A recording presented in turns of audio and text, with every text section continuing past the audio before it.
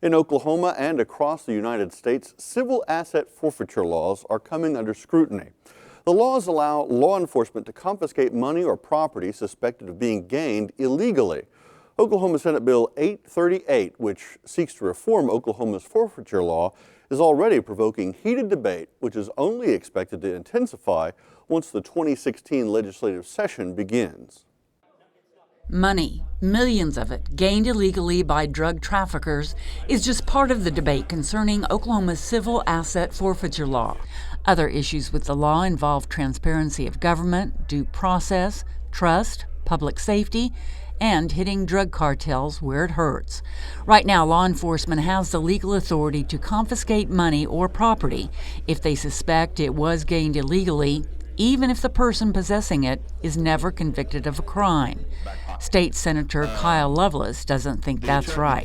The people that took it, or the people that in the car that had the money, had to get an attorney. Months later, they got their money back. Well, I don't believe that to be justice, and I don't believe that a person should have to wait months or years, which we've got other cases that are years. His proposed Senate Bill 838 would require a criminal conviction and increase the amount of evidence authorities need to seize money or property. He invited those who support his forfeiture reform bill to a panel discussion at the state capitol. Brady Henderson is the legal director for the American Civil Liberties Union of Oklahoma. He says his office has been trying to investigate the trail of money seized by Oklahoma law enforcement for a year now. And yet, if you ask me, Brady, how much is being taken each year from citizens? How much is law enforcement seizing in cash? I cannot tell you the answer to that question. Henderson says their investigation has been hampered because each of Oklahoma's 77 counties account for the money in different ways. What we really have are 77 different systems. We have records kept differently in different counties, we have different practices, we have different procedures, and we have very little state accountability to put them all together. Henderson says what they have found regarding confiscated money they have been able to track is troubling. One of the things we found is that so far, the cases we found, about 2/3 of the money is not tied to any charge with a crime whatsoever. John Malcolm is the legal director of the Conservative Heritage Foundation. State audits have revealed that at least a dozen cases, forfeited money, vehicles, and firearms were not properly inventoried or were missing. In 2 counties, seized money was actually spent before it had been properly forfeited. Those who strongly oppose the forfeiture reform law are offended by the proposal. Mike Fields represents the Oklahoma District Attorney's Council. The implication is clear.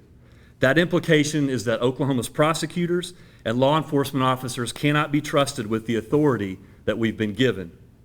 This implication offends us in a way that virtually no other allegation could. Director of the Oklahoma Bureau of Narcotics, Darrell Weaver, agrees. This is about integrity to me. It's about leaders that I know them all in this room. And there's not one of them that would not do what's right, including Darrell Weaver. I've never told my group to go out and seize money. High-ranking police officers and law enforcement officials from across the state gathered in Tulsa, where State Senator Anthony Sykes held an interim study on the Lovelace forfeiture reform bill. OBN attorney Travis White told senators that there is due process for individuals whose money or property has been seized. Not a single penny has been forfeited in the state of Oklahoma without a neutral and detached magistrate looking over those cases, evaluating those facts, and saying, I find that sufficient evidence exists that this property state has committed a crime, and therefore it is forfeited.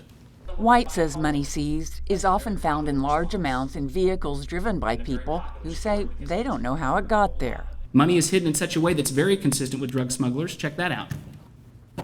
That's money that's behind the seat, it's under the console, and that's what it looks like out on the hood.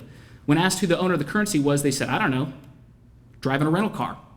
Department of Public Safety Commissioner Mike Thompson told the group about a suspect troopers came in contact with who had more than $49,000 stuffed in a Cheerio box. At the end of it, we didn't feel that we had enough, despite our suspicions, and we let him go, and we gave him that $49,200 to go with him.